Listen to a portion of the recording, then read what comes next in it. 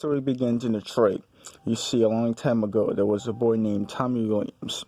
He had two siblings, one named Marshawn and Sarah, but unfortunately, they were a poor couple, and they lived in the ghetto. They got by their parents, who themselves were criminals and drug dealers, and that's how they survived the rough streets of Detroit. It was a rough life, but there was a bit of happiness, because at least he was with his family. But on one night he lost everything. Him and his sister were on the way to the store to get some milk, when suddenly a couple of criminals came and kidnapped her. Tommy tried to defend his sister, but there was only so much he could do at the age of 12. He wanted, I said, to bad people took his sister away from him. He cried. His brother also seemingly was taken away. They are trusted him with a babysitter, but it seems she was up to no good, as they never saw his brother again.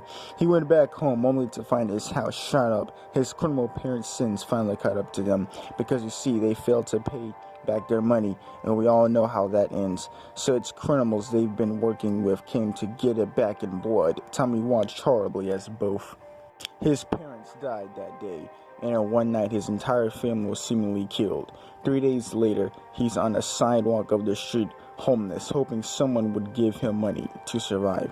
But they didn't, and he was starving for 3 days, and eventually a couple of bad people noticed the kid alone and tried to kidnap him.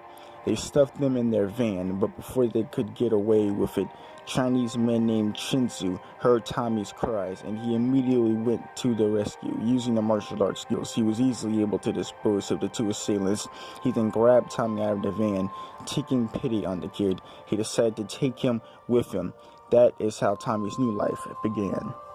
He went to school. Finally, his foster father trained him in the art of martial arts, and eventually he got a job working at Olive Garden.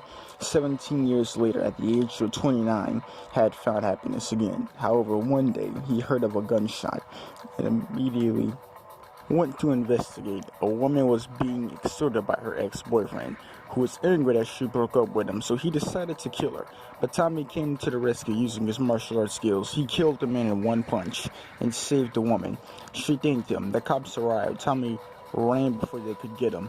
Eventually, he makes it to his foster father's house. His foster father warned him after seeing Tommy's exploits in the news that why he thinks saving a woman was the right thing to do. He didn't like how Tommy immediately went for the kill. I teach you martial arts because I know how dangerous life can be sometimes, but use it for defense, never for revenge. But they deserve it, Tommy says. They're evil people who prey on the innocent. He deserved to die. We have to be better than them. Son, we can't, but before he can finish his sentence, the door gets kicked down by some ninjas who are they, Tommy says, but his father nearly knocks him out. Like they finally caught up with me.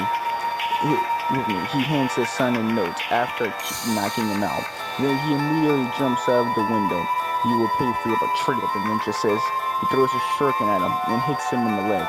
Then he gets surrounded. He tries his best to fight back, but there are just too many of them. He puts up a good fight, but they take him out, and in the end, they capture him. The master will decide your fate. Meanwhile, at the apartment, Tommy reads the note. If you're reading this, it means I'm dead. Don't go after the ones who killed me. Just move on and live your life. I love you, son. Don't forget that. That is what the note says. Tommy puts the note back in his pocket. Don't worry, father. I will find you. But first, I'm finally going to do what I've been meaning to do forever. It's time to teach these criminals true fear, anger, that evil has taken his families yet again. Yet, he finally decides to do something about it. But he needs something. He wants to put fear in their heart, as they put fear in his. He didn't look at the TV and happened to be playing a movie about Satan, and that's when Tommy gets the idea. He goes up to his father's closet, opens up to reveal various ninja gear.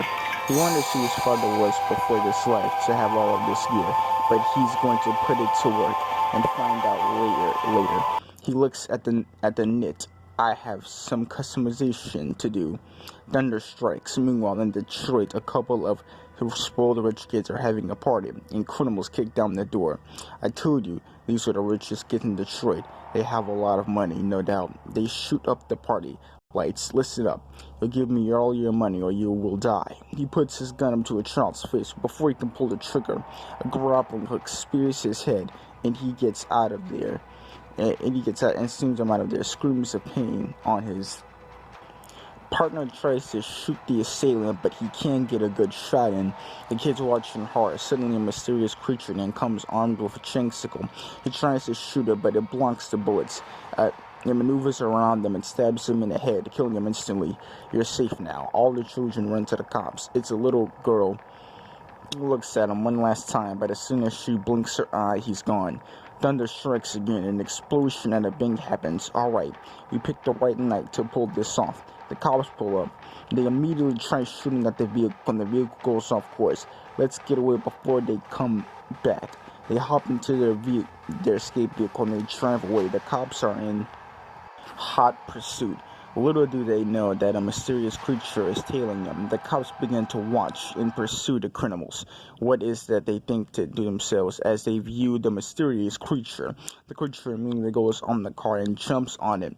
People inside looking hard as it seems they are staring at the devil himself. They immediately try to shoot him, but he jumps off. They get out of their vehicle on their abandoned building. They walk up the stairs. What was it that they think to themselves? I don't know, but we can't let it too close. Suddenly, they hear creak, creak, creak.